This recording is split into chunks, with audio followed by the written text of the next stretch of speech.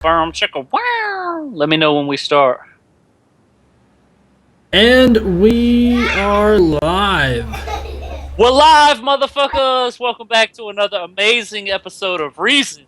Religiously educated atheists, secularists, and other non-theists. Today, we're going to be talking about good old Franklin Graham, Pat Robertson, a little bit of creationism in Louisiana. We're also going to have a hypocrite of the week as usual. But first, before we get it started, we're going to turn it over to Dieter for some new science this week. I'm amazed you say new science exactly the same way every week. That draws in, people are used to it now. Oh yeah, we're all just waiting for you to say it. Anyway, scientists may have found red blood cells in 75-million-year-old dinosaur fossil. That's right, and it's absolutely nothing like you think it is, so calm the fuck down. When people read these sort of things, the initial thought is like, wow, they found actual red, did the bone just bleed all over the place? This is amazing! And people latch onto it, they link to this study they're gonna link to this. I guarantee you're gonna get into an argument where somebody links to this thing proving that dinosaurs are only 6,000 years old. Because red blood cells couldn't possibly last this long. But I digress. The idea is who is this actual group? They were super clever. I can read. The Imperial College of London analyzed 8 fossil fragments from a dinosaur claw that had been housed at the Natural History Museum for over a century. They were able to get little pieces, and they used scanning electron microscopy, a particular imaging technique, and they were able to get information about the surface structure and composition of the little pieces of the fossil they were able to break off. They also took off even smaller pieces from the inner structure after cutting it open, put it through a mass spectrometer to get even more information about the composition and various structures of all the little components, and they were able to come out with these little tiny structures that were like sphere-ish with really dense centers. And from their location and from information they have of analogous structures, they're hypothesizing, concluding that these are most likely fossilized red blood cells. Which is awesome, by the way, because this is information that we didn't even think could be preserved. We thought that this sort of stuff was pulverized in the fossilization process. This means that we may have to relook at exactly the way that we thought fossilization occurred. There could be extra steps, there could be less steps. We're gonna have to relook at this stuff, which is amazing and super, super cool. While they were doing this analysis, they also were able to find some rod-like configurations of the protein collagen. They were like fibers that had those particular characteristics. And for those who don't know, collagen's a major component of connective tissue, as well as pretty much every structure in your body. What's important about this find is this molecule, since the structure of this molecule varies between different species, they're able to do better comparisons between extinct species and modern species, as well as various extinct ones. This could further our understanding of identifying extinct animals. This can improve our cladistics. So this is just fantastic information. So this is just a really cool discovery. But I want to just implore anyone that sees somebody quoting this study as evidence for creationism or anything like that to immediately know that it's bullshit.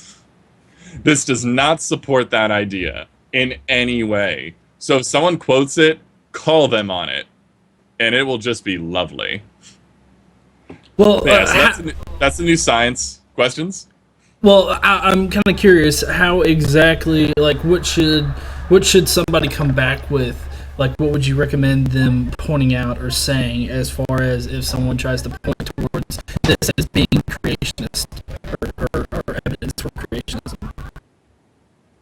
Well, it's like none of this is indicating that anything is younger than it was previously.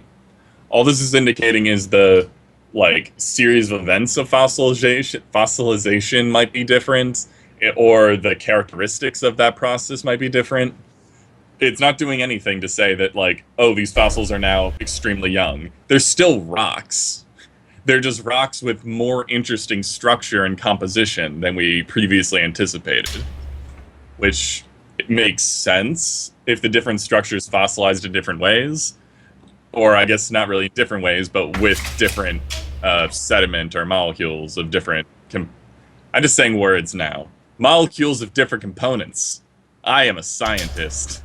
Well, I thought this was interesting because I posted it on Instagram earlier this week, and I mentioned how, the fact that we have red blood cells could possibly mean that one day we may look up and find some preserved DNA enough so that we can study it.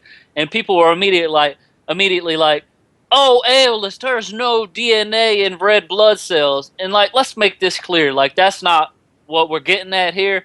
But the potential, to find red blood cells in a fossil only tells me that there may be the potential to one day be able to extract some DNA. Possibly. And then if we are able to do that, it could be theoretically possible, though highly unlikely, that perhaps we could put together a genome of dinosaurs and maybe even one day have a Jurassic World. Like I said, highly unlikely, very extremely unlikely, but theoretically possible.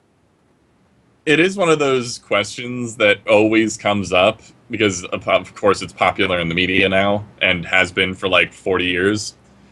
But the issue is, like, those kind of structures are the things that get destroyed. Like, the reason that red blood cells have had the possibility of being found is because they're large, complex structures made up of, like, millions upon millions of things. If you had, like, a strand of DNA, that would just get obliterated in the process of fossilization.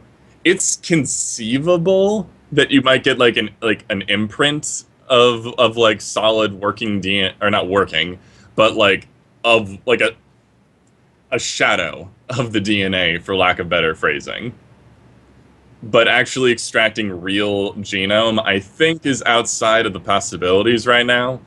But like I said before the show started, people are doing genetic testing on fossils, so I don't really know what the hell they're doing.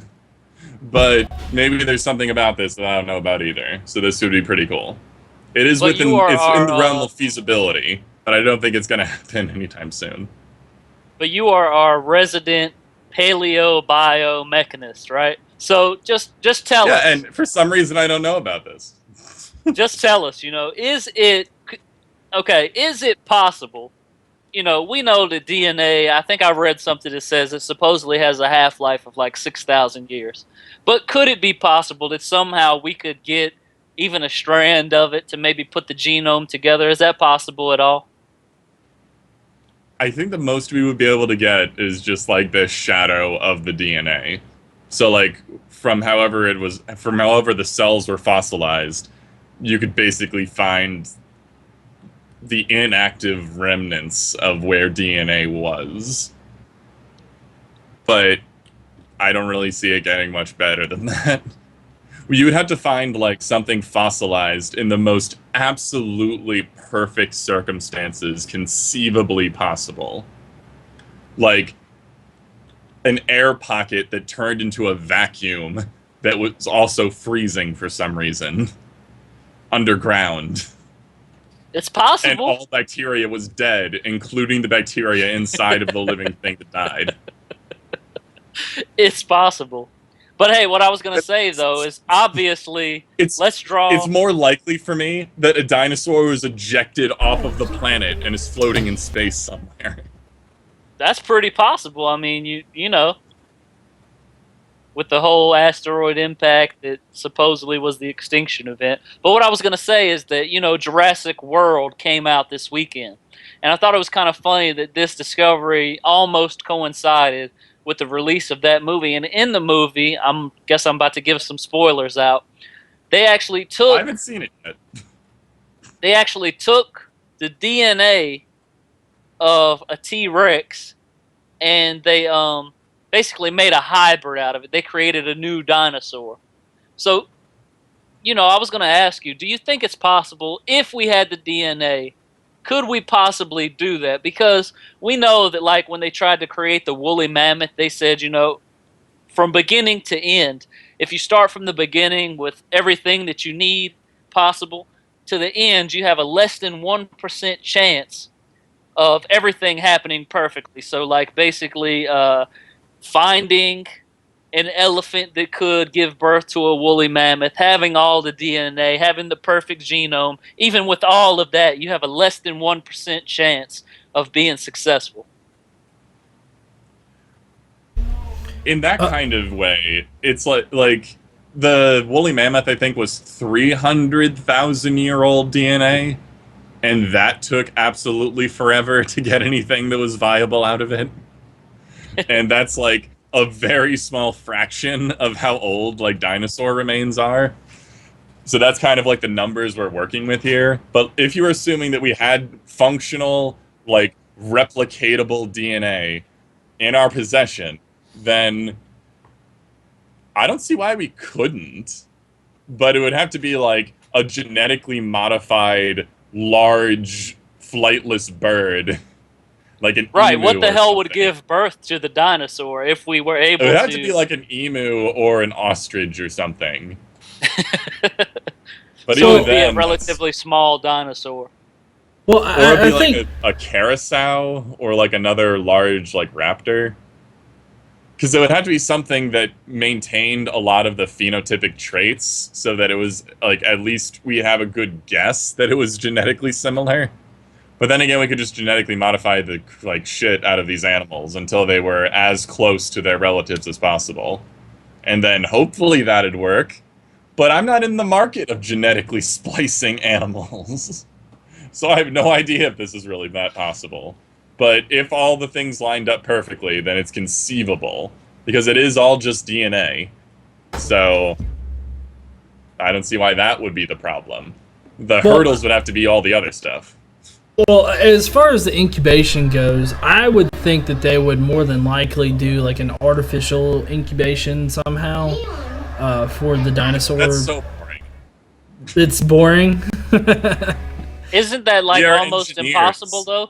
Because they tried that with the woolly mammoth, and they said if they did that, it would be even less than the percentage already of viability. So even like with it, I think they were saying that the elephant and the woolly mammoth are like really close, so they've really lucked up with that. They were like 70% alike, and even then, it was still even a less than 1% chance that we could bring back the woolly mammoth. And if we did bring it back, could it even survive in this environment? I mean, that's the main question that you have to ask when it comes to the dinosaurs. Like, they lived in a completely different environment. Yeah, even like simple things like the amount of UV radiation, the amount of oxygen concentration in the air. Like, things were different back then. We'd have to like probably raise it move inside of on like now. a giant. Well, No, yeah, like, well- fine, we'll move on. well, just to close this part out, I think that we could definitely do a genetically modified dinosaur. But I think that we would have to have a lot of things that we don't have now. Like we would have to have like a completely sequenced, dino DNA, and know exactly what each, base pair did, so that we could change those out and get the characteristics that we wanted. So I mean, you would have to absolutely know a lot of things. That would include a lot of testing and whatnot. So. I think that it would be possible, but we would just need a lot more information than we actually do have. So that's how I feel about that. The first thing that I have is kind of a funny, and that's about Franklin Graham. And Rachel Maddow actually does a really good thing on him. So we are gonna let her kind of take it at first and explain. So here, everybody. Oh crap! Hold on. I need to make sure that it's outputting correctly.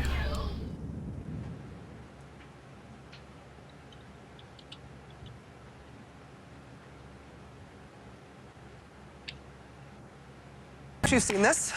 Lovely gentleman in a giant truck having some kind of road rage episode. He's flipping off another driver. He's racing around her. He's cutting her off on the road, screaming bloody murder at her, swearing. And then as he's flipping her off, he then promptly gets hoisted on his own petard and crashes his truck because he wasn't paying attention to his driving because he was flipping her off. Instant karma.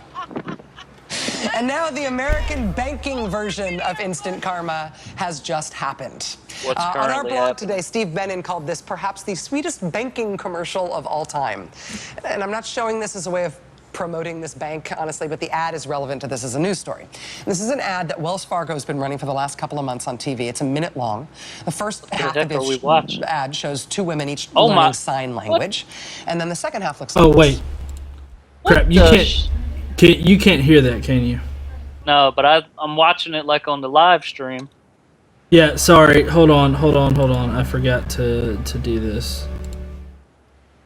What the hell was that?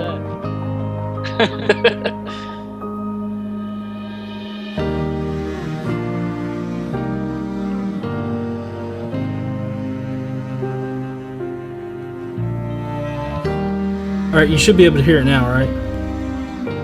Everyone works hard for a reason. Working together, we can help you prepare financially.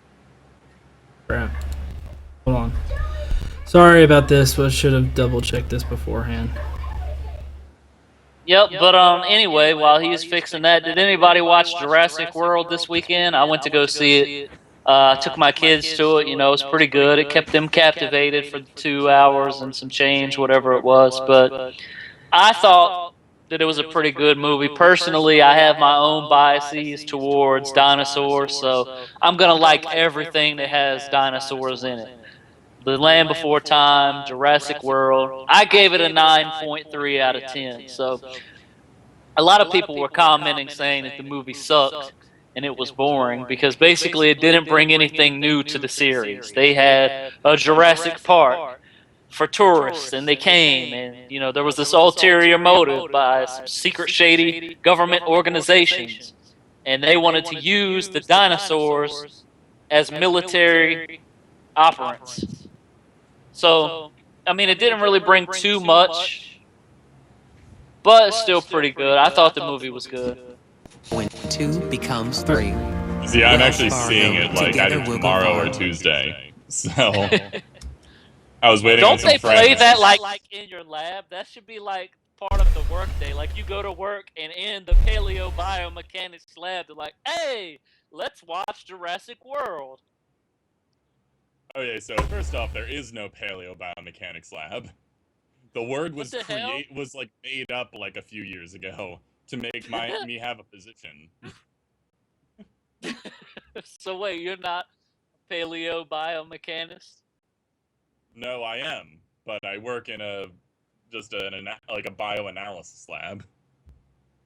Okay, anyway, it's about dinosaurs. You guys should be watching that as a part of your daily regimen. Yeah. Okay, guys. Let me know if you can hear this now. Okay. Perhaps you've seen this. Lovely gentleman in a giant truck having some kind of road rage episode. He's flipping off another driver. He's racing around her. He's cutting her off on the road, screaming bloody murder at her, swearing.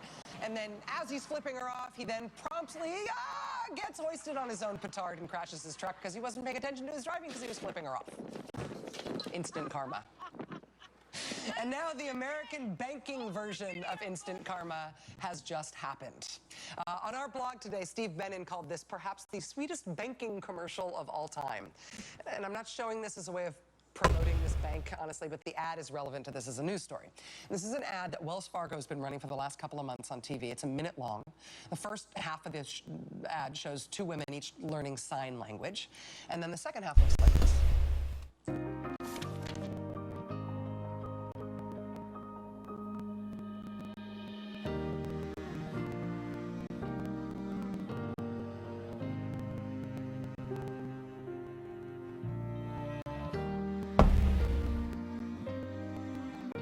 Everyone works hard for a reason. Working together, we can help you prepare financially for when 2 becomes 3. Wells Fargo. Together we'll go far. It's true. It is perhaps the sweetest banking commercial of all time. It's lovely.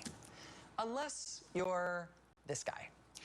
Franklin Graham inherited an evangelism empire from his dad, the Reverend Billy Graham. And when Franklin Graham saw that ad from Wells Fargo about the couple adopting the adorable deaf girl, Franklin Graham decided he would napalm Facebook with his bad feelings about it. He wrote on Facebook, quote, "Have you ever asked yourself, how can we fight the tide of moral decay that's being crammed down our throats by big business, the media, and the gay and lesbian community? Wells Fargo Bank is using a same-sex couple in their advertising. Well, we are moving our accounts from Wells Fargo to another bank." And he did. Franklin Graham took his money out of Wells Fargo, which brings us to the part of the story that I want to have bottled so I can enjoy a little sip of it over and over and over again, forever. Franklin Graham took his money out of gay-friendly Wells Fargo in a fit of angry rage at their depiction of the nice couple adopting the deaf child. And in that fit of pique, he announced that he would be putting his Franklin Graham evangelism money not in Wells Fargo anymore, but instead in a different bank. He'd be putting it in a bank called BB&T. BB&T, you may be happy to hear, turns out is a platinum sponsor of the Miami Beach Gay Pride Parade. BB&T is the chief sponsor of the Miami Beach Gay Pride Legacy Couples Program, which is a fundraiser that celebrates same-sex couples and committed relationships for 10 years or longer. The Miami branch of BB&T actually built a chapel in their bank specifically to let these two men get married there. Franklin Graham threw a Facebook hissy fit and moved his accounts because of a commercial that showed two women adopting a deaf little girl. But it turns out his new bank is so much gayer than his old bank. The universe has a way of making these things work out, big guy. I love this story. I love this story so much, I want to take it to Franklin Graham's new bank and marry it, if it's a lady. All right, so... Oh, that end was such a good joke, and she ruined it by adding, like, the second phrase. Whatever. Wait. So, am I the only one that wants to talk about the truck crash instead of Franklin Graham? Listen, hold up, man. So obviously this guy was pissing off this driver, probably riding him or whatever. They had enough time to actually take out their phone and record this motherfucker tailgating them. And then he went around and, like, you seen him on the footage, like, flipping him off, like, fuck you, and then he tries to go up and then crash. Wow. Yeah. The perfect time to whip out your phone and capture that. I know. Anyway, so to the much more important part of this story. I find it, like, incredibly amusing that whenever it's, like, a commercial that most people ignore anyway, that means that, like, agendas are being shoved down people's throats. But when, like, laws are passed, billboards are everywhere, and things that are much harder to actively ignore, that's not shoving anything down your throat, or altering your life in a negative way, or denying rights to various people. It's commercials. That's what ruins society. I think it's always funny when these people who are anti-gay attempt to do something that is anti-gay. They actually end up supporting it in the end. It was like the whole thing, what was it they did? They did like some kind of march in Germany, I'm sure you guys remember, or it was like a Nazism march, something like that. And like they actually got all these Nazis out to come march, and they didn't realize that it was actually to raise money for people affected by the Nazis. I don't know, it's really weird. But what I was trying to say is that it's always funny when this happens, you know. You've got these bigots who are trying so hard to make a stand against the LGBT community. And then they get what they deserve. They're just desserts. And now we can all laugh at him. What's interesting, though, is this is going to keep happening.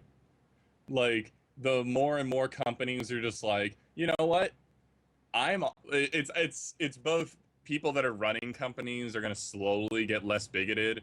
And if they're not, they're going to see that it's in their best interest as the owner of a company to not be horribly bigoted. So this is just going to keep happening. You're going to be like, all right, where's the gay-hating bank Where is that? And where, like, which one can I sign up for that just hates gays so damn much? You'll just be like, oh, guess I got to make my own bank instead of like going to one that already exists. You know, it's honestly going to get to the point where people are going to be like, okay, look, guys, where does the Westboro Baptist Church bank at? Because I'm just taking my money there. And they're going to have to publicly side with the Westboro Baptist Church and be like, yeah, we're with the Westboro Baptist. Where are you taking your money? Because that's where I'm going. But I find it funny that, for some reason, I don't know if you guys remember during the whole Hobby Lobby thing, with the one of the biggest hypocrites that I've seen in a while, that woman that stood out in front of Hobby Lobby and was holding the Chick-fil-A cup and was like, here's how a liberal, here's how to explode a liberal's mind. And was spouting all that stuff, and that comes from a lot of conservatives really making fun of those that choose to, not to, I guess, boycott certain businesses. Because I know, like, a lot of people were boycotting Chick-fil-A around the time when Kathy was, doing his whole bigoted thing. And, I just remember around that time, a lot of the conservatives then were just like, we're making fun of people because they were boycotting them, And I just find it funny how once it's turned around on the other side, that it's perfectly fine. It's kind of funny. I haven't eaten Chick-fil-A since that happened. Oh, really? I don't eat chicken. So that's every another time reason. I eat Chick-fil-A, which is like probably once every 2 weeks on average, and if I ever take a picture of it, I get so much harassment in the comment section. They're like, I can't believe you eat at Chick-fil-A. And I'm like, dude, it's good food. Like, I don't go there for their fucking views on the LGBT community. I'm going there for the chicken, bro. But you are supporting horrifying bigotry. Well, actually, he actually came out and, well, we know he's still a bigot, but he's actually came out and he stopped donating to these anti-LGBT groups. It's only because he wants to open up new restaurants on the West Coast, but, I mean, at least he did that, right? Yeah, it's better. Well, I know around here, the Chick-fil-A chains, like one thing that I've had to keep in mind is that they're individually owned. So, while the main company, the guy had that opinion, the Chick-fil-A individual businesses around here were actually very accepting. And so I kind of commend them for that, because I know, like, around that time there was a big snowstorm here in Alabama. And, there were people stranded out on the road, and, they sent help to them. And, I mean, they didn't require, any kind of any specific lifestyle in order for them to, help them. They just provided some food while they were stuck on the roadway in the ice and the snow. So, I mean, I do have to give credit where credit's due. And I think that, the individual businesses, however they actually supported Kathy's statements and whatnot, are what I tend to focus on. Me personally, I don't really eat there since that, but that's just my own personal. It's them waffle fries, man. They get me.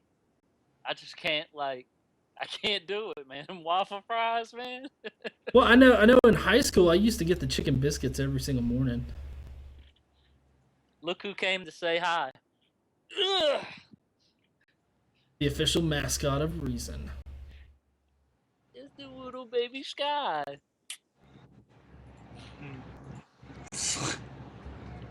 All right. While Aeolus makes out with his dog, what thing did you have posted right now? Okay, yeah, this is the next topic that I'm going to get to. Okay, so recently, Zach Copland did a Freedom of Information Act request, right? And he did it on the Louisiana school email system. And what ended up happening was he found emails where people were conversing with their respective principals and whatnot, and he found out that they were actually using the Bible in classrooms, like in science classrooms. Okay. Yeah. So this first excerpt that I want to highlight is him talking about that. He says, through a public records request, I obtained dozens of emails from the Bossier Parish School District that specifically discuss teaching creationism.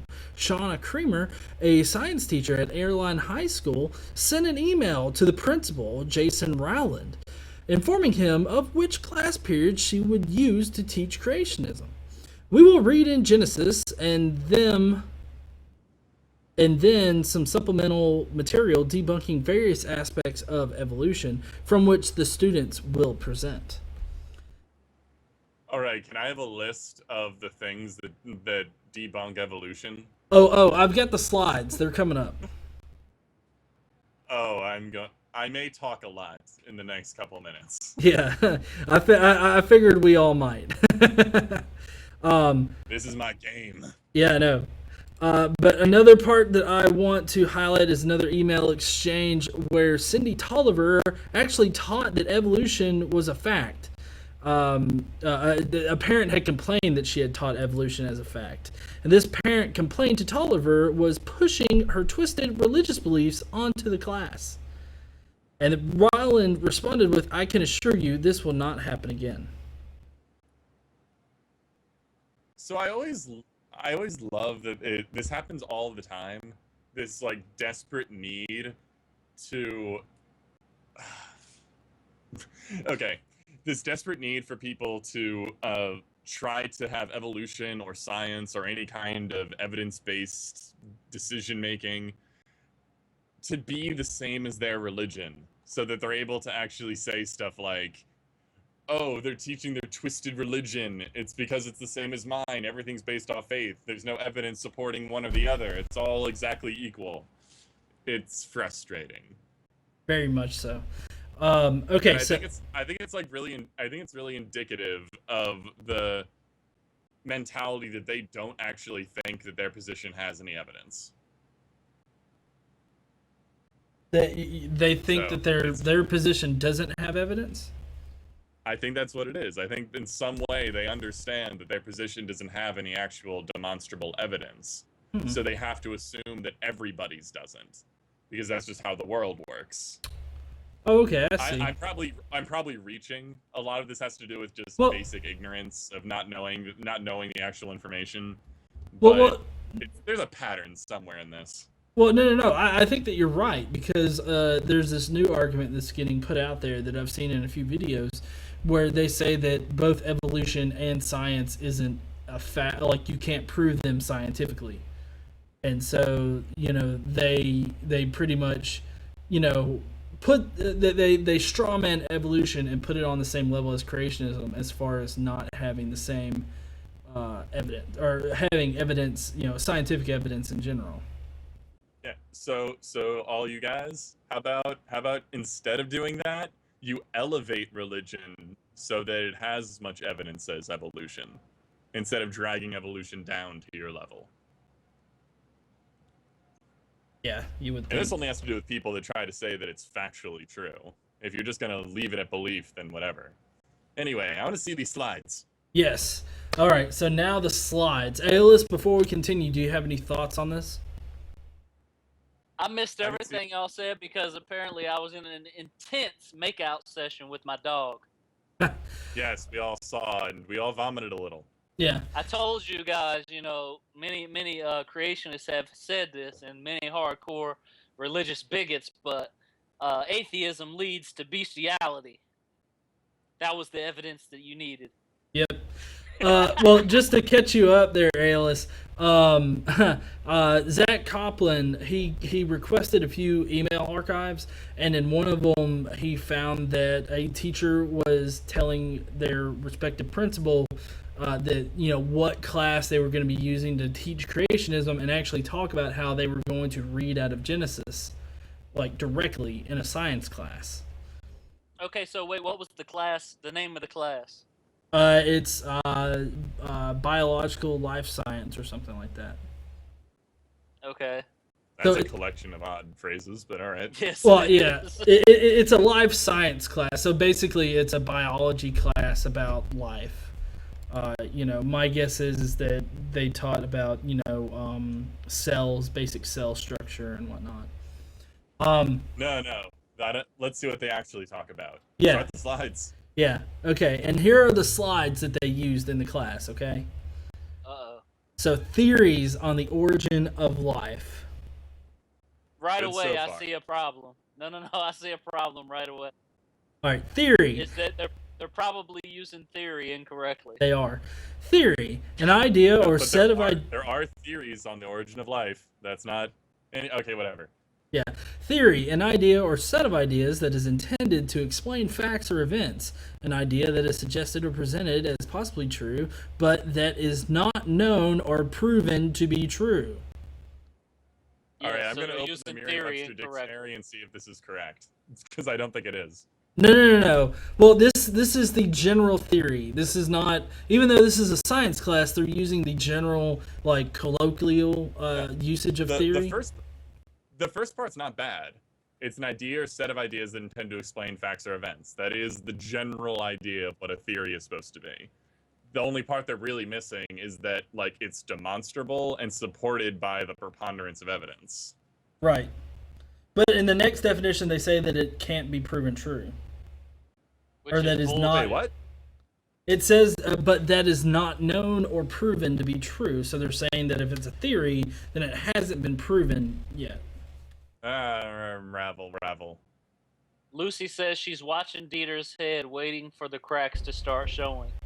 An idea or set of ideas that is intended to explain events, an idea that is suggested or presented as possibly true, the general principles or ideas that relate to a particular topic or subject. All right, so they do actually have the Merriam-Webster definition.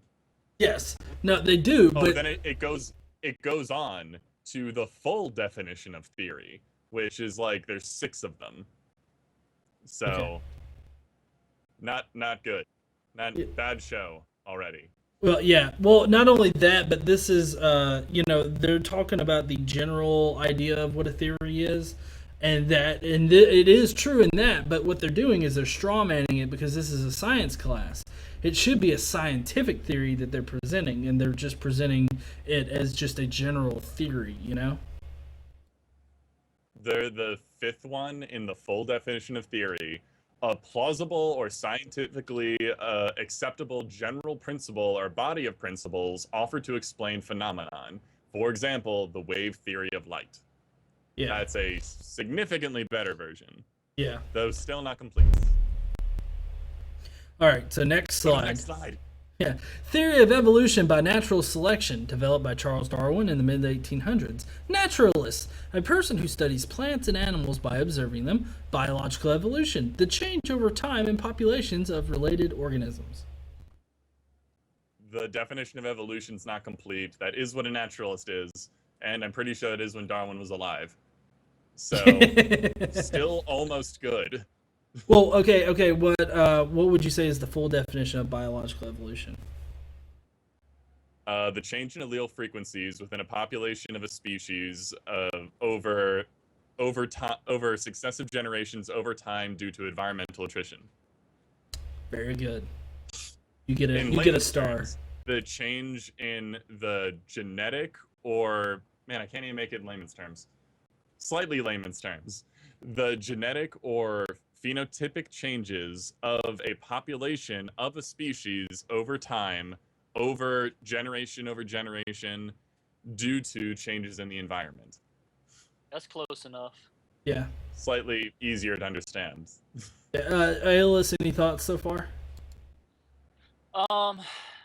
It seems okay so far. I mean, I don't know how specific they're trying to get with this. It devolves pretty biological- quickly. What age group is this? This is high school. Yeah, That's they can do close better enough than this then. for high school. Well, it's still They can do close better enough. than this for high school, but this that's is not close enough. horrible. It's not horrible so far. It Alright. depends on how much worse it's going to get after this. Yeah, I'm getting ready for it to be like, except then there was Jesus. Okay, so theory of evolution by natural selection. Served as a naturalist aboard a ship that sailed to the Galapagos Islands, he studied tortoises, mockingbirds, and finches because they look different on each island. This is good so far. It's still good, still relatively Except they good. forgot his favorite animal, beetles. Well, a little bit of a picky thing here. It's my understanding that Darwin, he didn't, he noticed that they were different, but he actually thought that they were different, like completely different species. But then when he got the taxidermied corpses back and he looked at them, he was able to connect them and see that they're actually the same generic type of bird, but they had different species and different beaks. He had a friend who was like an ornithologist and was able to actually confirm these are all finches, brah. Yeah, exactly. Well, and also he didn't necessarily go there with the intention of doing any of this. This was kind of just like an adventure of naturalism to see the world. He also ate every single thing that he captured. Hey, you gotta try for science. But I guess the problem that I would have with this slide, the problem that I have with that slide is it says theory of evolution by natural selection, and then it talks about what Darwin did. It's not even about the theory of evolution by natural selection. Yeah. Okay, so next slide here. Theory of evolution by natural selection. Darwin knew that different organisms of a species displayed variations, slight differences in inherited traits. Variations arise naturally for different reasons: genetic variation by sexual reproduction and random mutations. There's a little nuance with those two things at the bottom, but still not horrible. This is when someone would raise their hand and say, like, what do you mean by genetic variation? Yeah. And then it would be fine. But, All right. So now, natural selection can explain how populations change over time. Process by which populations of organisms with variations that help them survive in their environments live longer, compete better, and reproduce more than those that do not have the variation. This is Darwin's theory of evolution by natural selection. As far as natural selection goes, that's not a terrible explanation. I agree. It's good so far. It would need like examples and stuff, and they'd have to go a little more into it with questions, but that's not awful, especially for intro. All right. Theory of spontaneous generation. Oh, here we go. Spontaneous generation. This was debunked already. It mentions that.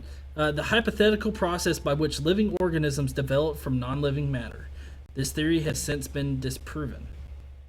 But it was like debunked before Darwin. It was. Yes, it was. But I feel like they don't really. I feel like it's slightly strawmanning a little bit, because. Yeah, why are they even mentioning this? Well, no, like I learned about this in my bio classes because this was an important stepping stone. It was like Mendel and all those people. This was before all of that, where they're just like flies literally come out of rotting meat, like they're generated from rotting meat. Well, I feel like it was an introduction to the scientific method. Right. And this is actually a pretty good example of that. Well, no, I feel like they're strawmanning it because it kind of preps the person for the coming creationism slide, because if you think about it, this saying that it's been disproven, people could use this to say, well, life can't come from non-life, like you can't get living things from organic or inorganic material, basically. So I feel like by them bringing this up in this way, I'm getting ready for like an axe to fall. Like this is getting super tense. Primordial soup theory. Chemical reaction.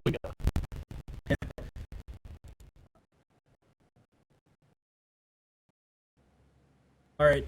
Primordial chemical reactions in early Earth's atmosphere produce small organic molecules, prebiotic compounds, that accumulated in oceans to form the primordial soup.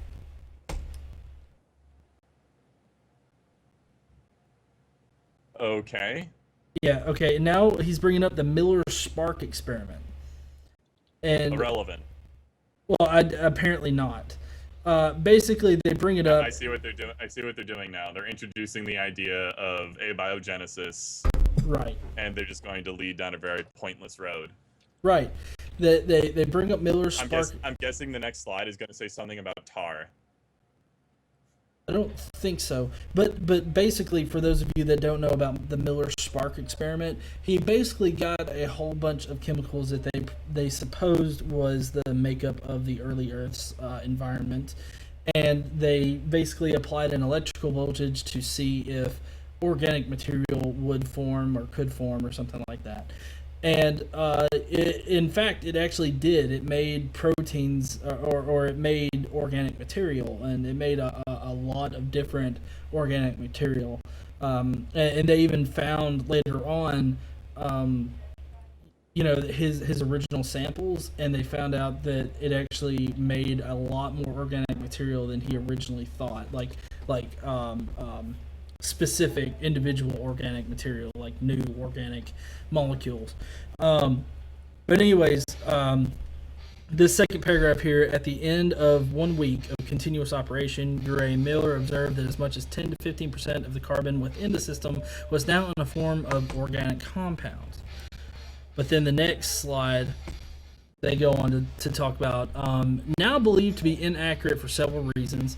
Atmosphere is believed to have been actually made up of a mixture of H2O, CO, CO2, blah, blah, blah. Possible traces of hydrogen. Lightning was not believed to have been as strong as the lightning produced in the experiment.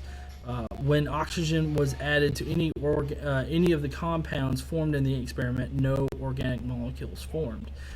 But, in them... What are you talking about? The writer, not you specifically. Well, no, yeah. No, it's the lightning was not believed to have been as strong as the lightning produced by the experiment. We can't even generate lightning.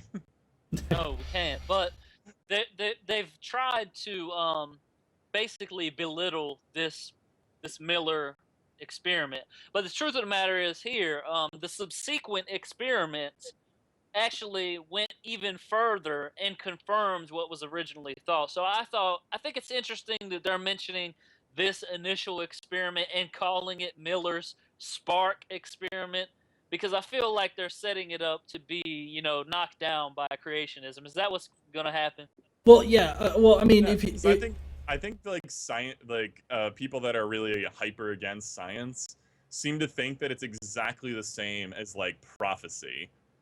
It's like, oh, a prophet appeared, spoke amazing words, and if that one thing is proven wrong, then whatever else they said must be wrong, and all science on that field must be wrong.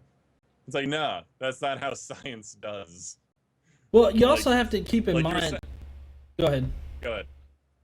Well, I was just going to say, you also have to keep in mind that this is like theories on the origin of life.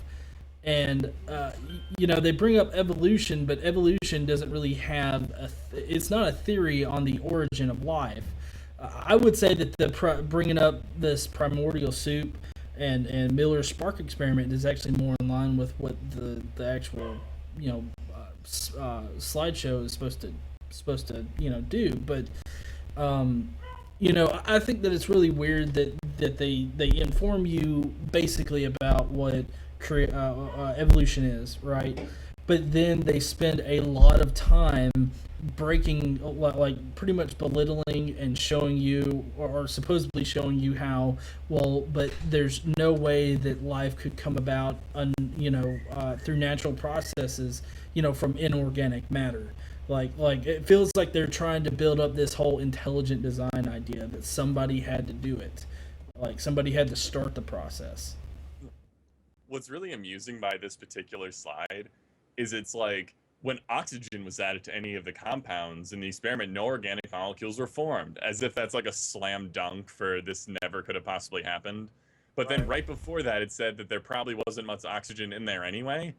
And as far as I know, the very early atmosphere probably didn't have as high of a concentration of oxygen because we didn't have any like plants of any kind that actually produced a grossly large amount of oxygen. So it's kind of like everything they're saying in this that are objections actually follow nicely with each other. So I don't even know exactly what they're objecting to. Well, what if life started in one of those vents in the sea, like they say? I mean, it. That could have happened. It could have grown on freaking crystals. Let That's one me make hypothesis I something heard. clear. That was interesting. Here, let me make something clear here, though, because I mean, we're probably eventually going to get into this, but I've been told by a couple theists that they believe in evolution, but they don't accept abiogenesis because life cannot come from non-life. And this is what I have give to. them 10 years. Give them 10 years, and then they'll agree with that also.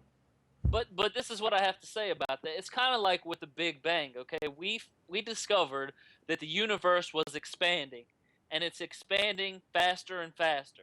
So what does that tell us? That obviously, if we go back, then the universe went to a single point, right? So the same thing is true with evolution. If everything on this planet shared a common ancestor, and if you trace it back and back and back, life must have originated with one ancestor. I mean, it's just logical.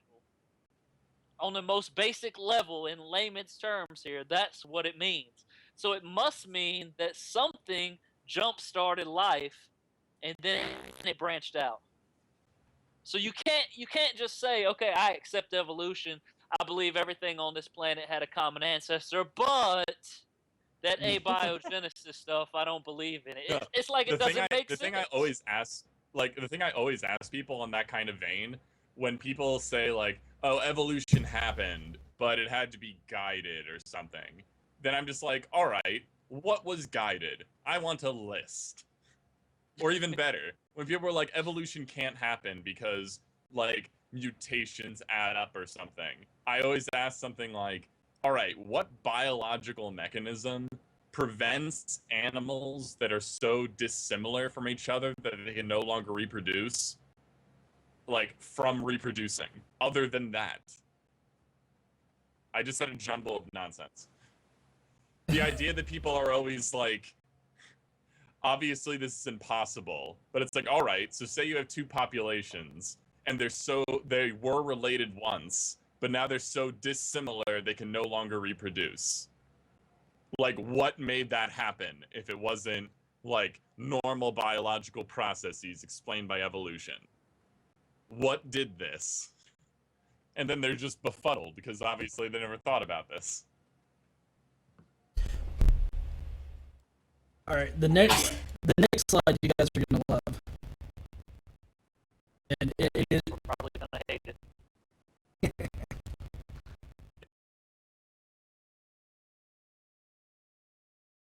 Why are we calling it primordial soup theory? I mean, come on, man. Yeah, we It's just didn't really waiting talk to about set that. us up. It's just waiting to set us up. I'm Yeah. waiting for it to say, like, as all of these theories that were disproven, it's like, no, none of them got yet.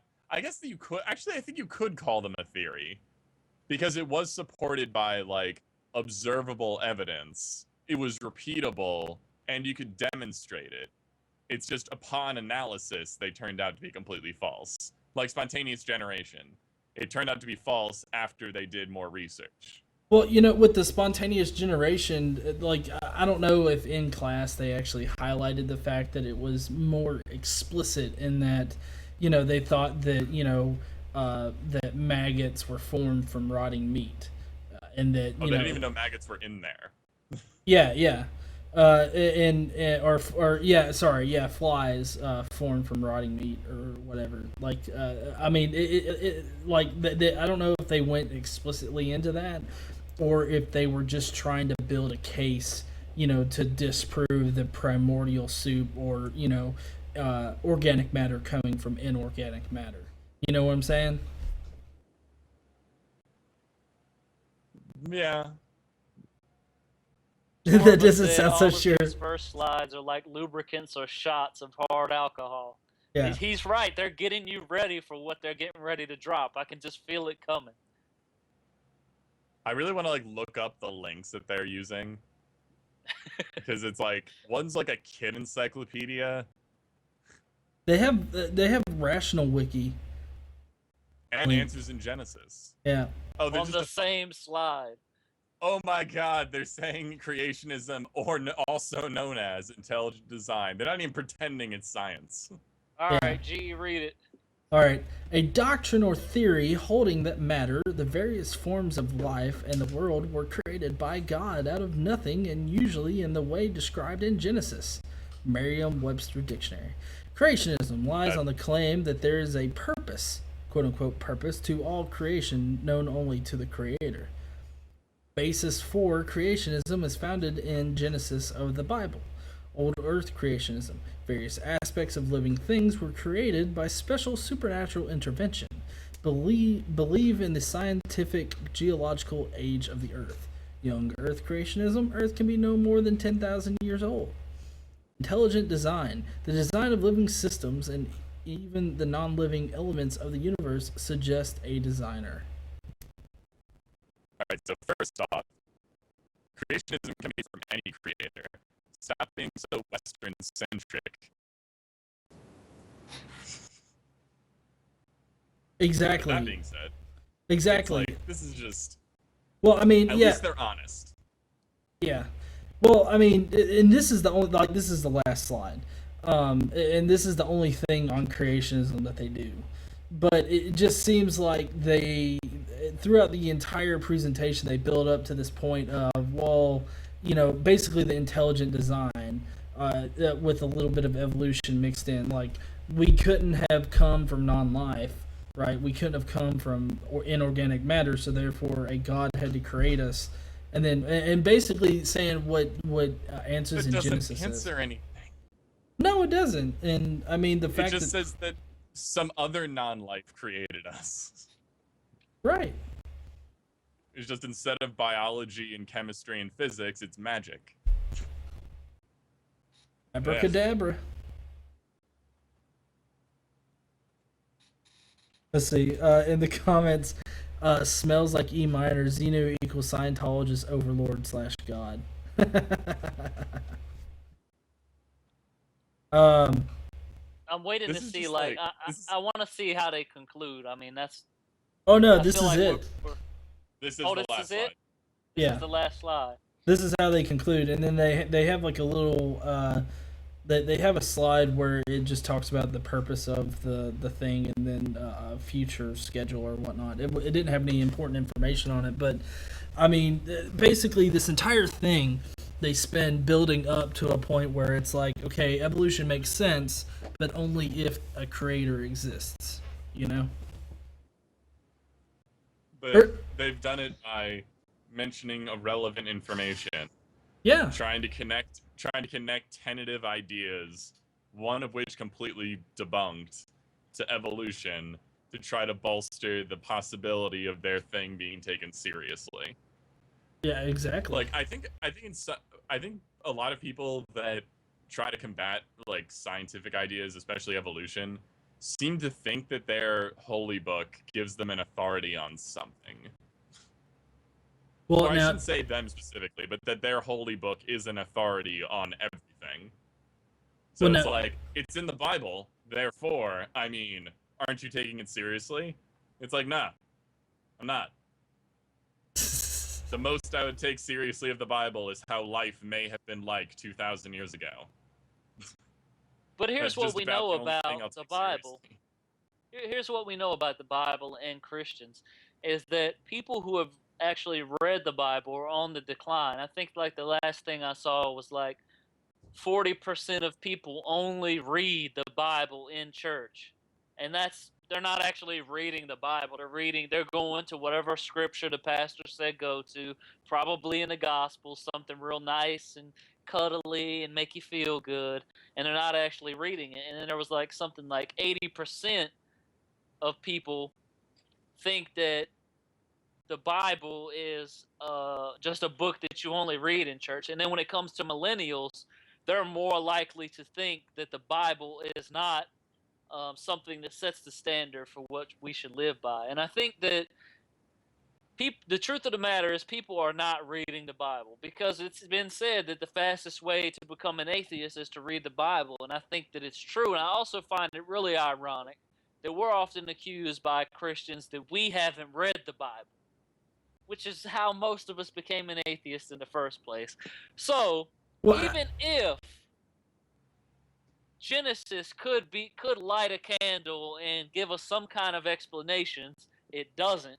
It doesn't give us any predictive, quantitative theories whatsoever. That's all we would know. We wouldn't be able to make anything out of creationism. We wouldn't be able to study and create vaccines to combat the evolution of these viruses and diseases. We wouldn't be able to predict what's going to happen when it comes to ring species and things like that. And I think that the predictive quality of the theory of evolution is actually what makes it superior to any hypothesis like creationism, because that's what it is, or theory that is available to us.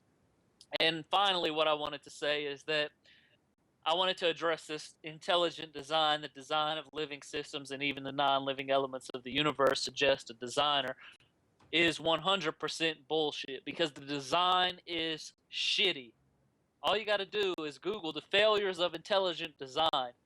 And I'm a walking example of the failures of intelligent design, because I nearly died when my appendix ruptured. And, you know, you either have to accept that that was God's plan to kill me. it was it was either God's plan to kill me, or I don't know how else you explain it when it comes to intelligent design. Fall of man. I'm going to repeat this with my fingers jammed firmly in my ears until you stop talking. Fall of man. Serpent let sin into the garden. Life was Even though perfect. most people accept that the Garden of Eden story is complete, like, analogy or whatever, like, they don't take it seriously. Well, guys, but 24% of the American population thinks that the Earth is flat. I'm pretty sure they don't have any ground. I want to know, like, where on. these studies are done. Did they do it, like, outside of, like, mega churches? I'm kind of curious. If that's the case, that would be really cool, because that means that outside of mega churches, like, what is it, 40% of them are questioning their faith. That would be awesome. Well, I'm kind of curious. How do you guys feel about them saying that it's a doctrine or theory in a scientific setting?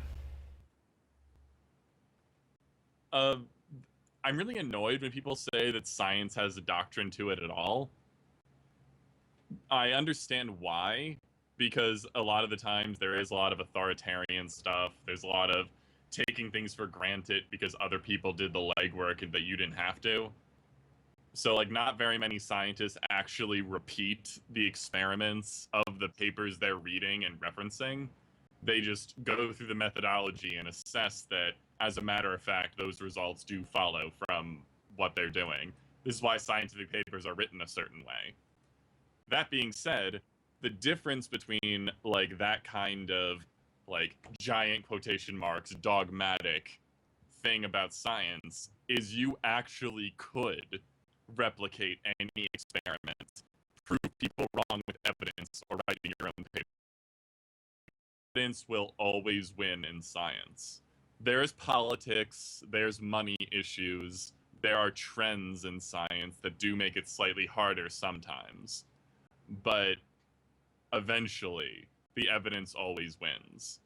Alternatively, the dogma in a religious context and theories, I guess, in a religious context, these are used purely to establish a sense of dominance and a sense of authority. It's like, we have the dogma, so you have to obey. No, don't read it. That's not what I asked you to do. I asked you to obey what I am saying, because this is what the dogma says. And I should be allowed to do this because the dogma says I can do this.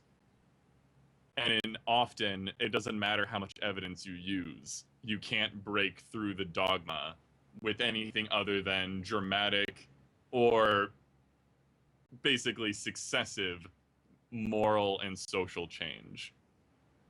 and just surrounding people with so much information that they can't hide people from it anymore. So it's That's kind the of thing like, that kills me, though. I was 2 sentences left. So in a scientific context, evidence wins out. In a religious context, social norms win out. Okay, I'm done. What kills me, though, it would be so easy to prove creationism. I mean, I think, what was it? Dawkins said all you've got to do is find one, or was it Bill Nye? All you've got to do is find one fossil that doesn't fit the standard. But it's more than that. All you have to do is just provide some sort of evidence for your position, and we will consider it. But the thing is, no evidence has ever been shown. The only thing that they do is say, when something happens, they go, aha, that's because God planned it that way. But if you could just give us one prediction or one accurate, I guess, contradiction that you could find with any theory in science, we would take you seriously. People say that old quote about, for those that believe, no evidence is necessary, but for those who don't believe, no evidence will be sufficient. That's 100% bullshit. If you just provide some substantial evidence, just one thing, we would consider it. And I think people miss that. There's been no evidence presented for intelligent design or creationism. Well, yeah, that's evidence has been presented, but then it's been I think that's actually the important point. I think you're using the word evidence wrong there. No, I'm serious though. It's people do present what they see as evidence supporting their position. They put it in like the scientific arena, and then people consider it, but then they roundly destroy it. I think it was Thunderfoot gave the example of cold fusion. That was a really popular idea, and people really wanted it to be like completely demonstrably amazing. But it was put in the scientific arena. It got the shit beat out of it until they dragged its like bloody corpse out of the arena. That's how science works. Ideas are presented, and then people try to prove it wrong. And those things that you can't prove wrong graduate, for lack of better phrasing. That's how science advances. I agree with you, but we've got to move on now, right, G? Yeah. I was gonna have just final thoughts on this entire presentation, just real quick, and then we'll move on. Oh, go ahead, because I think me and Dieter already said everything we had to say about it, pretty much. Yeah. Well. One line. Unsurprising bullshit. Yeah. Well, how I felt about the entire presentation was that, it starts out pretty all right. I mean, these presentations are supposed to be, kind of like bullet points that it allows the teacher to really discuss it in class and not have all the information on the slides. I realize that. But it just seems like the way the presentation was actually structured was to build up kind of a case for evolution at its basic core of the idea, but then tear down like our possible explanations for how inorganic matter could form organic matter. Basically destroying any chance, at least in the presentation, destroying any chance of life coming from non-life naturally. And then presenting the argument that apparently just fixes everything by putting a big cloud in the middle and saying, God did it, abracadabra. And so that's how I felt the whole presentation went, is that it spends time building and tearing down a naturalistic view, and then boom, gives you the answer at the end, or what they feel is the answer. And I feel like that is really kind of leading to the students, not explicitly telling them, well, hey, this is how it happened, but structuring it in a way to where it's almost inevitable that they come to that conclusion, At least that's how I feel about it. Okay, so next, and a big shout out to everybody that's joining us in the chat. Barry, Lucy, Truth begets heresy. Heresy is truth. Christina, everybody. Paul, I know I saw Paul in there. I appreciate everybody joining us tonight. Next story is going to be about Pat Robertson. I know he's everybody's favorite 700 Club member, but we're going to be talking about him and something that he said about babies, and babies specifically that die early. Perhaps you've seen this lovely From Jane, who says, a coworker confronted me in the break room and said she can't believe in a God who let her baby of 3 years old die, suffering a long battle in and out of hospitals while he heals other children. She asked me, why did God allow my baby to die? I told her that I didn't know why her child died, but God sees the whole picture. We see only in part. What else can I say? Well, what you have to understand, I think, in the Old Testament, it was like God's responsible for everything.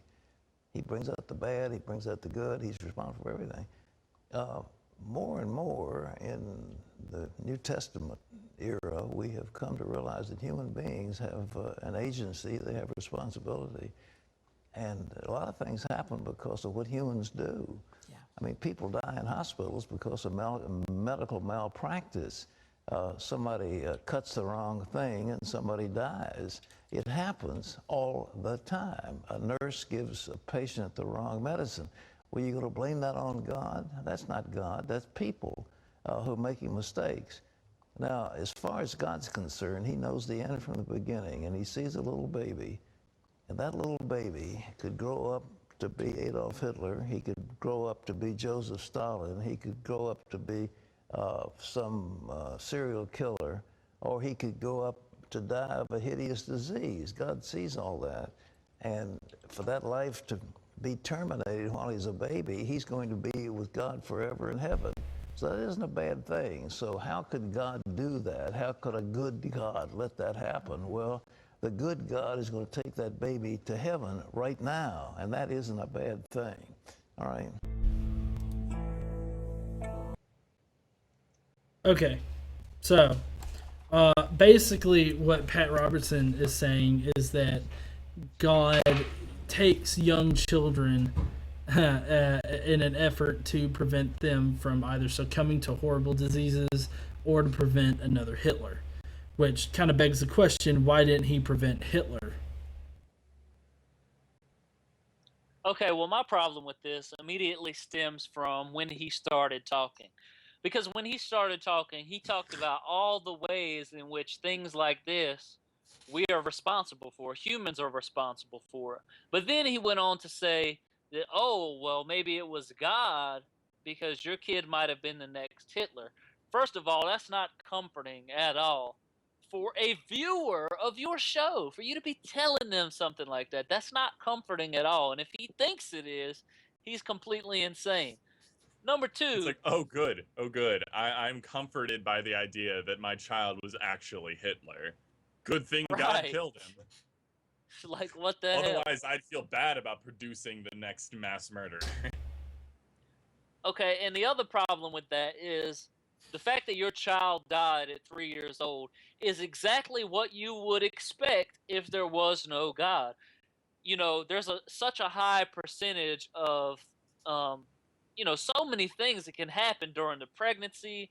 The miscarriage rate is between like 11 and 20%. That means almost 1 in every 5 babies don't make it. The birth is extremely dangerous to the child and the woman. The first 10 years of your life really determine whether you're going to make it or not. So, if you make it to 10 years old, you're probably going to survive. But there's so many things, sudden infant death syndrome.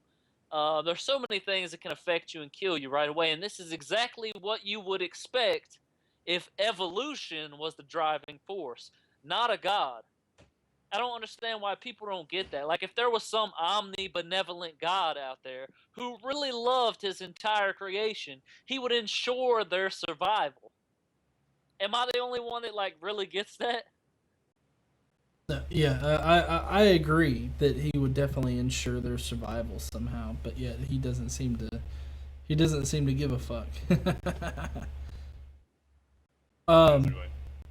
But I see, like, as I listen to him, I see a whole lot of theological problems, concerning his Christian dogma, because, like, apparently, God has to take the child because he planned for the child later on in life to have a horrible disease or to become Hitler. Like, because, God plans for, God maps out your life before you're even born, right? Well, that's if you hold predestination to be true. But either way, you're right. I mean, his theology is seriously messed up. And I don't know if he actually developed a theology in school or studied under a theologian. But even if he held to the free will side, because there's only two sides, it's either you go with Calvinism or you go with the free will side. If you go with the free will, where was this baby's free will? Why didn't he get to decide? Well, no, well, I mean, I'm just talking about from a purely dogma perspective. Like, in the dogma, it has where, God says, "Oh, I've known you before you were born." I mean, Right. So I mean, disregarding like an individual person's actual interpretation of it, what it literally says is that not correct? Yeah, you're correct. The Bible teaches predestination 100%. So Okay. you're right in saying that God originally planned for him to be Hitler or maybe have a disease and die, but then he decided to kill him. So it's like God's plan was God so changes fucked his up mind that all he the had to time. try to fix it.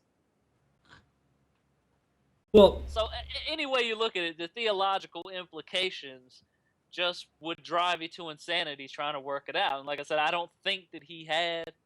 I could be wrong on this, but I mean, based on what he's saying, it doesn't seem like he had the theological training.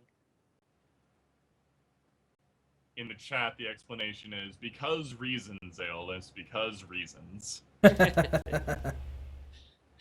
um, yeah, well, I mean, that's the first problem that I have with his whole argument here. And then, he goes on to talk about how, God takes them when it's necessary. It's like, okay, well, then if the child was going to, become a Hitler or have some kind of serious disease, why didn't he schedule that kid to be, to be not aborted, but miscarried?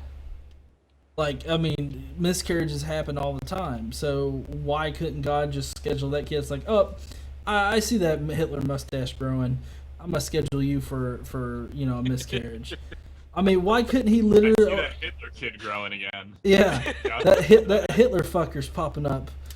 He snuck past me that one time. Not anymore. God, aren't you omniscient? Shut the I fuck love up, Jeffrey. God's just like, fool me once. Well, see, he had to let Hitler go through, so later he could tell you, hey, did you want another Hitler or did you want me to kill your child? It was a lesson, really. Well, I mean, this is really terrible to tell a mother whose child died. Like, I don't think, maybe his viewers didn't really get the implications of this, but basically what he is telling this woman is that your child was this horrible thing that, or he was going to die anyway. So you should just suck it up because he could have been the next Hitler. I mean, I really am curious about the person's reaction. Do they still continue to watch Pat Robertson say, okay, yeah, oh, I'm totally happy now because my child probably would have been the next Hitler? Like, is that, like, what is your reaction? I wish I knew. It's just like, well, I guess I should stop trying to have kids because apparently I create serial killers. Well, yeah. Well, no, I mean, like, see, that just makes me ask more questions. Like, okay, well, then what if a baby, gets cancer at 3 years old? I can't remember if, what was the letter that was presented here? Did they have cancer? Whether or not they had cancer, it's like, why would God plan for a 3-year-old kid to have cancer go through that horrible battle, and then die? Like, why couldn't you just like? Actually, the answer I've heard a lot from is like the death of that child brought your family closer together. Oh, that's bullshit. You can there's, I mean, it's like trying to get to McDonald's from my house. Can bring your family together. Right. I mean, it's like trying to get to any kind of restaurant from your house. I mean, there's several different ways to get there. God didn't have to choose the cancer and horrible, horrible illness route in order to kill your child. Mysterious ways. Yeah. Mysterious ways. And for him to, and you know, to answer mysterious ways. I know. To kind of answer Aeolus's question about, you know, whether or not these people still actually listen to him or whatnot after these things happen, I think they do, because, you know, they're so ingrained with this obedient nature that they will, you know, they'll take these hard kind of explanations, and they'll just be like, oh, okay, well, I'll leave it up to God because he knows more than me, because that's actually in the Bible. I mean, it says that God's ways are higher than ours, his knowledge is higher than ours, and all that other kind of stuff. And so the Bible in it has these dogmatic presuppositions about God that allow him to be a complete dick, and at the same time convince its followers that, oh, but it's okay, he loves you.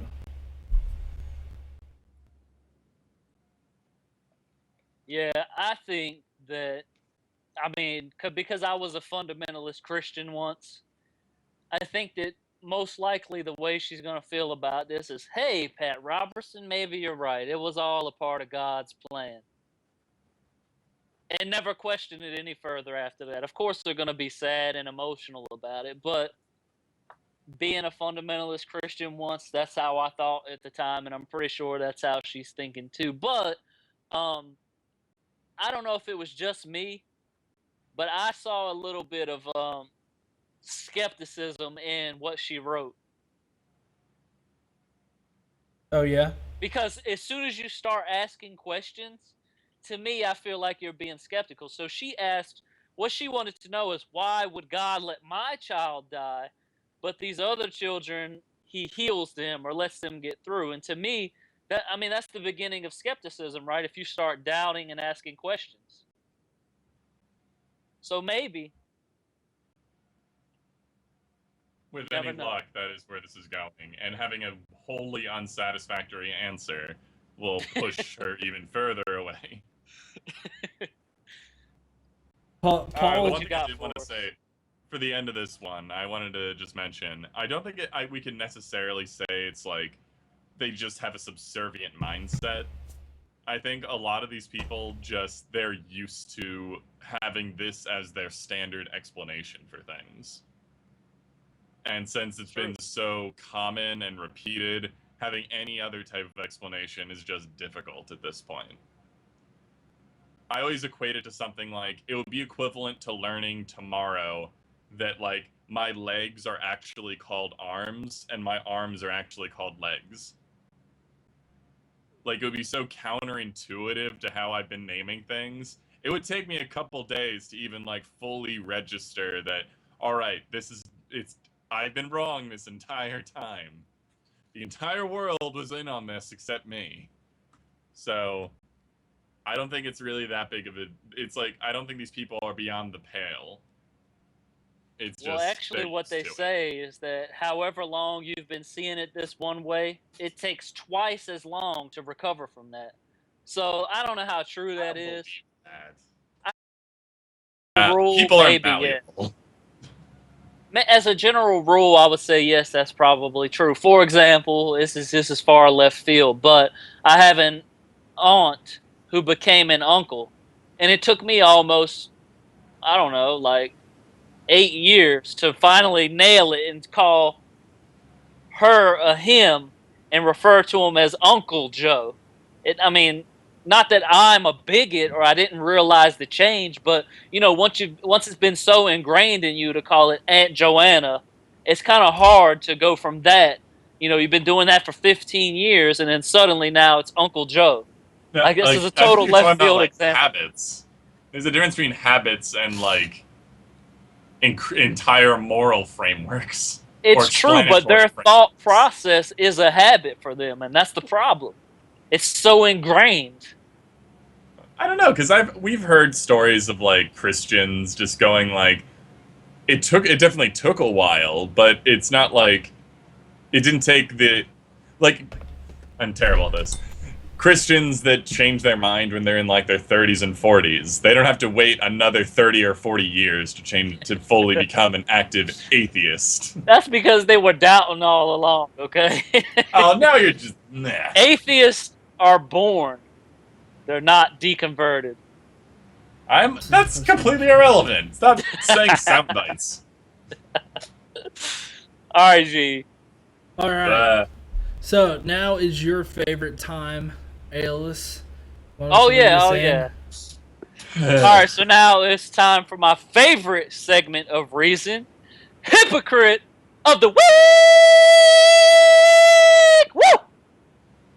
This week's Hypocrite of the Week is going to an Indiana pastor who sexually assaulted a physically disabled woman who I think she was like 35, right? I think she was 35.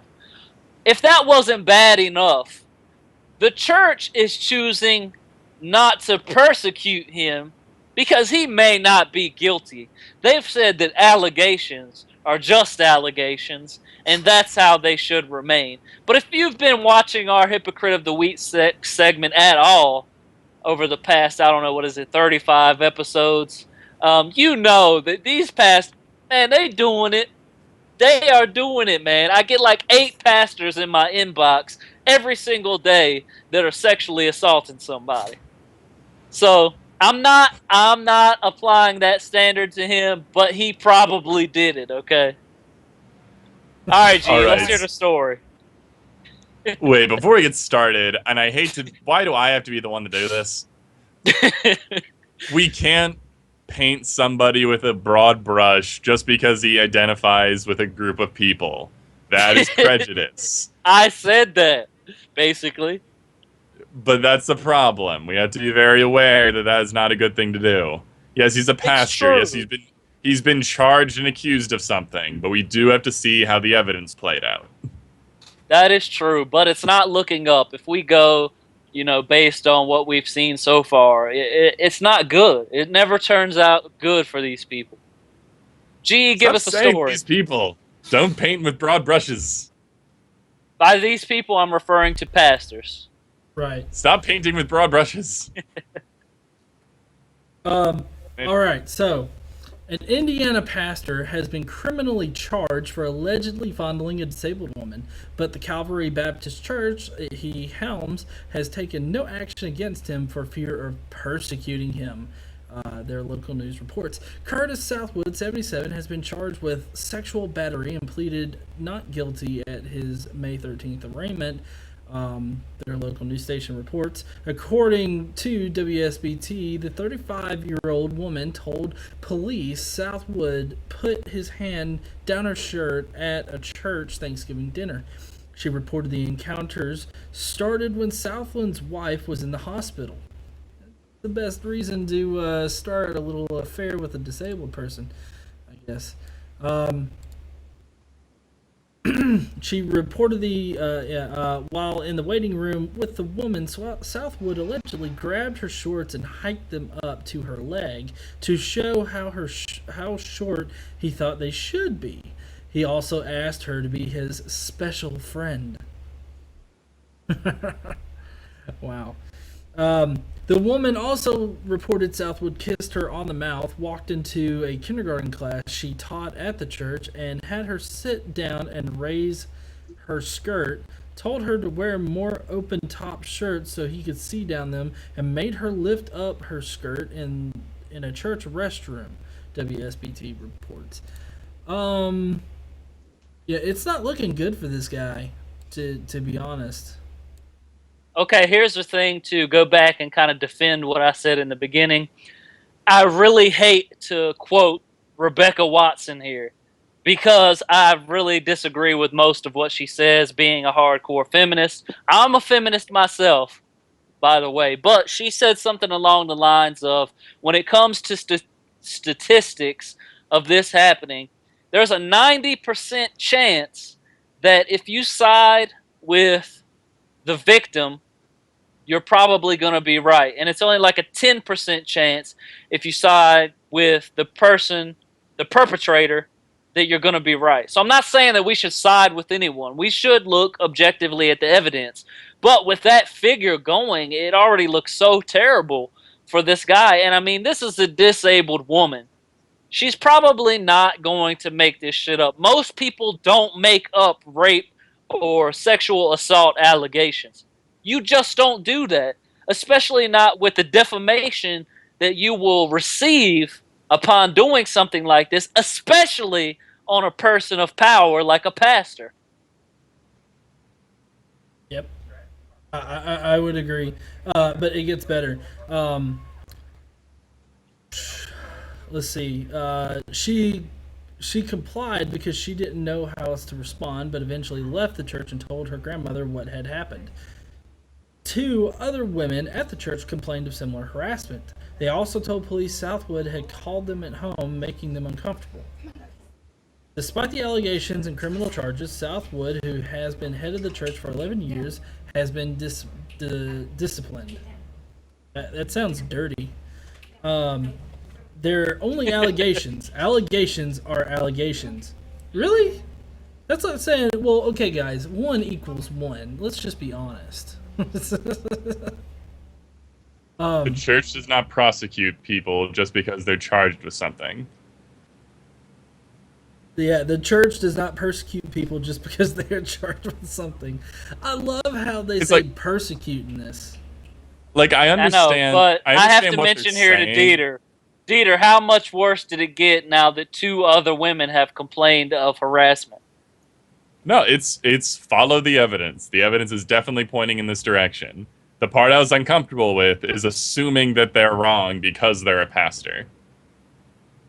I don't like what pastors do either. The fact that they're, like, peddling things that are demonstrably false.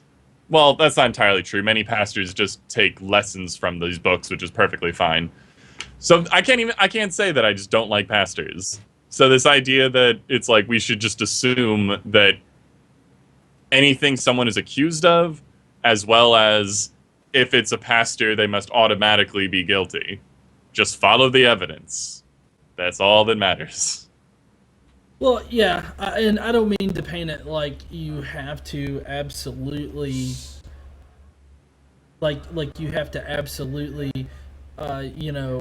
take the woman at her word, but at the same time, it's like, it's hard not to immediately take it as true. I'll admit that I know that I've come into situations where I'm like, I should have been a little bit more skeptical about that. But at the same time, it's kind of like, it's really hard to keep that mindset. You know what I mean? Nope. It's super easy. Is it? It's super easy for you? When you just have to be pastors? cold and calculating in every situation. Yeah. Which most of us are not. I'm not either. It's just in these situations, I don't know, it's a mentality I've tried to cultivate over a very long period of time, confronted with a lot of nonsense, as well as a lot of heartbreaking realities. You have to I'm with you. I don't think that we should just automatically assume that he's wrong, but we've got to not assume that because he's supposed to be the moral precedent in his community, that he's so infallible and completely immune to doing something like this. We've also got to not take that approach, which is what the church is doing. And if they're already doing this, if he is found guilty, that just makes it that much worse, because then he can plead for the forgiveness aspect of Christianity, and perhaps his church will let him off the hook. I mean, if they're already doing that now, saying, allegation is an allegation, schmallegation. Yeah, it is kind of bad. Like, even if you just want to save face, like, I plan on running, like, a company in the future. If any of my employees are accused of anything, I'm going to take the situation seriously, because you have to do that if you run an organization. You have to be hard on these issues, and you don't want to present your organization as an organization that goes like, we don't care about allegations against sexual assault of disabled people. We care way more about protecting the person that possibly did this. You need to simultaneously be objective but take seriously. So it's like, this person's been accused of a whole lot of things. We are not going to fire him, but we are going to put him like on probation, or at least make sure he's not around the people that are accusing him of these things. Take proactive measures and then see where the evidence goes. What they're doing right now is just ignoring a very big issue that is currently happening in their church, and it's not going to go away by ignoring it. Well, Exactly. I'm kind of curious. How do you guys feel about the fact that 2 other women came forward and talked about how he was inappropriately handling them? I mean, do you think that lends more credence to the disabled woman's story, or how do you guys feel about that? Because I mean, in sexual in sexual abuse cases or rape cases, generally when a lot more women come forward, that's kind of been debated as to whether or not those are genuine things. So I'm kind of curious how you guys feel about that. For me, it depends on the time frame. If these women, if there was already complaints of this guy being a sexual harasser, then I would give more credence to the victims. But if these are just coming out after the fact, maybe what could be happening is they could be, what's the fallacy called when they, or wait, is it a fallacy? Yeah. Post hoc ergo propter hoc. So basically, they found out that this pastor has been sexually harassing, so now they think back on everything that happened, and maybe they can see that, hey, wait, one of those things he did to me was kind of on the border of sexual harassment. So I think that kind of, if we want to remain objective here, if they were after the fact, we can't allow it to add more credence to the victims. But if it was before the fact, and then this disabled woman came forward, for me personally, I give more credence to the victims. I'm of the incredibly unpopular opinion that unless it's like an enormous number or a lot of mutually supportive information that could not have been known previously, stuff that is just word of mouth, or why can't I remember the phrase? It doesn't matter. Just testimony isn't adequate to determine that something happened.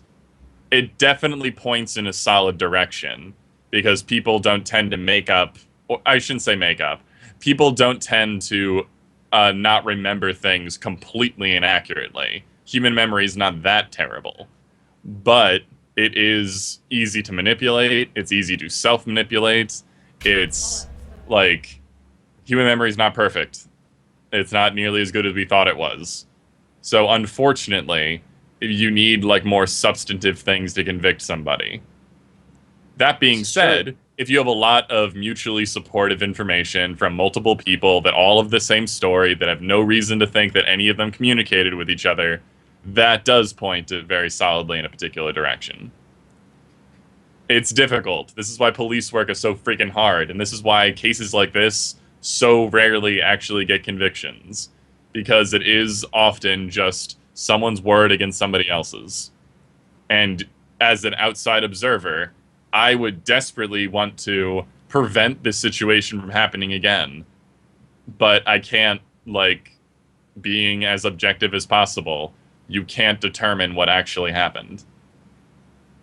Which sucks, but it's a reality.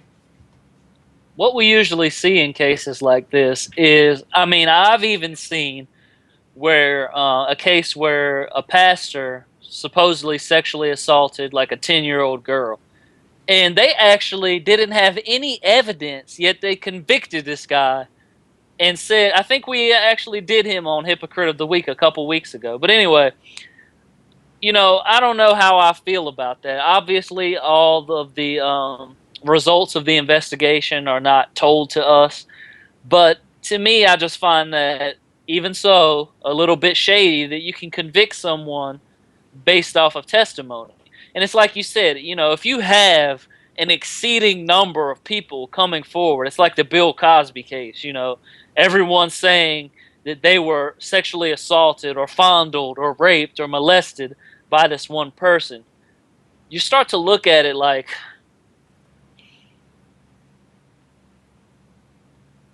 Yeah, that's where it gets really, like, I hate having this conversation because you basically are telling people who honest, like, I'm not even saying these people are dishonest at all. I am sure that the majority of people that come forward honestly recollect the situation as they're saying it. But you're basically telling them to their face, like, I know what you're saying, I empathize with what you're saying, but it's not enough to put this person in jail. right. And that's devastating. But it's what we have. It's all we have. Because we more than often need more information than just what people are saying. But see, for me, the thing about in that case with the kid, like, that's basically the problem. Is, like, obviously something happened. We're not entirely sure what it is. But I guess in this case, we knew that this guy had contact with this kid. So, connect the dots, conviction. I'm hoping this came from him actually, like, confessing when confronted with information, because that's often how these situations are played, is you just pile on people's testimony and then the person just confesses.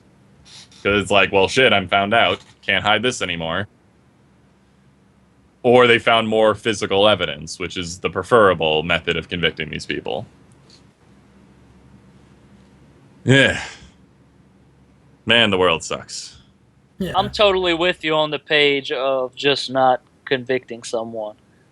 But I don't know. It's like where do we draw the line? Because if they investigate and they don't find anything and someone is being strung up on these sexual assault allegations, I don't think that the investigation should end there. I mean, if they're getting sexual assault, maybe they do this. I don't know. I'm not a police officer. I don't work in a police department. But I would keep the investigation on this person ongoing, because maybe perhaps later down the line it's considered an open case. Okay, yeah, good then, good. That's exactly what I'm hoping for. The only time they close this sort of cases is when, like, everyone's dead. Okay, like, good. it's like the victim is dead, the possible suspects are dead, everyone's just dead now. So we're just. But do they actually follow up on it is the question. Are they, like, going to people of the church and getting more information or anything like that? There's always active crimes. So I assume sometimes people can follow up on it, but I don't know the inner workings of this police station. And my other question would be, like, what happens if you have, 50 victims come forward? I mean, does that mean anything? I mean, could they be, I don't want to say making it up, but exaggerating, or maybe they took something out of context, a behavior, maybe he said something nice to them and they took it a different way? Possibly. There's a million different reasons why this could have happened. And one of the reasons is that this guy is a sleazebag and is actually doing horrible things to a huge number of women.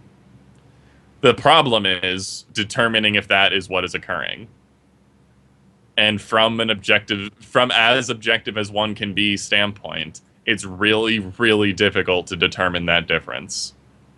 Because if somebody says, like, we can't live in a world, for lack of better phrasing, where a large group of people can decide the fate of another person. Like, that's how, I don't want to relate it to witch hunts, but that is how witch hunts happened. Right, and I don't want to live in that world. So we have to base things off of physical evidence.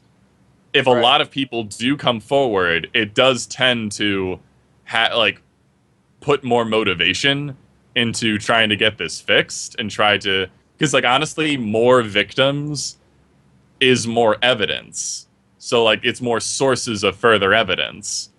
So in that way, this opens up new avenues so that people can like interview more people, get more chances at physical evidence, which is like horrible that there are more victims, obviously, but this does give the opportunity for this person to actually get put away. There's like no winning in this situation. It's just always friggin' terrible. I hate to even side. Like, I'm not siding with the perpetrator here or the alleged perpetrator. I am siding with the reason side here and how we have to remain objectively consistent. My thing is, okay, so I can give you a personal anecdote here. A friend of mine, a coworker, told me that someone at work has made advances on her. And when she told me this, what happened to me, I thought back to every experience I had with this person, and I immediately thought back to this one time where he rubbed my back, and I was like, oh no, the smoking gun. But then I had to get all reasonable with it and be like, okay, maybe it wasn't, maybe now, just because she has told me this, I'm allowing my emotions to get the best of me, and I'm reanalyzing past experiences where when I analyzed it the first time, I didn't see anything wrong with it. So I guess on the side of being reasonable here is that maybe more victims doesn't mean anything at all. Maybe it just means more people have had time to contemplate previous interactions with this person. Yeah. And that's the issue is as outside observers, we have no way of differentiating these two things. GE, what do you think about this? Me and internet Dieter people, have just been stomping it out. Yeah. Like, I wish more than anything that if somebody committed a crime, they had just like a hook in their brain that just made them confess what they did to everyone they see for the rest of their lives. I wish that people had perfect recall when it had to do with criminal activity, but we don't have that, and we have to do the best we can. Like, I hate being on this side because it's always basically me questioning victims. And that is not a side that anyone wants to be on. Well, are we ready to stamp this guy with Hypocrite of the Week? Yeah, Dieter, you got your mallet? I feel like I need a shower. All right, so for being a pastor who is supposed to be the moral precedent of your community and exemplify morality to your followers, which includes, because you're a Christian, which includes sexual immorality and any fornication that you may be doing there, lustful thoughts. You've been sexually harassing a disabled woman, potentially taking advantage of her, and 2 other women have complained of similar harassment. We're going to go ahead and pre-stamp you with Hypocrite of the Week. We will revisit this later to make sure you are a hypocrite. If nothing else, he does seem to have a history of very inappropriate behavior. So, even no matter what, he still is an asshole. Yeah. And he does, and there are some possible corroborating things like phone calls made to these other 2 women, so I mean those things are easily tracked as far as if the calls actually happened and whatnot. So, but yes, definitely hypocrite. And I want to thank everybody for joining us tonight. Currently, we are at 16 people that are watching us live. Be sure to thumbs this guy up if you like the content tonight. We are kind of heading into a more, I guess, structured avenue of doing this, presenting 2 or 3 articles, A New Science and a Hypocrite. And so if you have suggestions on how we can do it better, please leave them in the comments after this actually processes and posts, and we will definitely try to take the best ones and talk about it and see if we can work them in. So, like I said, thumbs this guy up, share it out, let people know this conversation happened, and I guess we will see you guys next week. Also subscribe to all of our channels, because we're all awesome. Exactly. Be sure to look in the description below for the links, as well as after this post, I'll be sure to put in annotations with clickable things and whatnot, all that awesomeness. So, see everybody later, and I hope y'all have a nice night. Go and watch E3 live right now. Fallout 4's on. What is it, live right now? Yeah. Why are we not streaming that? Yeah. Goodbye, everybody. Bye. See everybody Thanks later. for watching.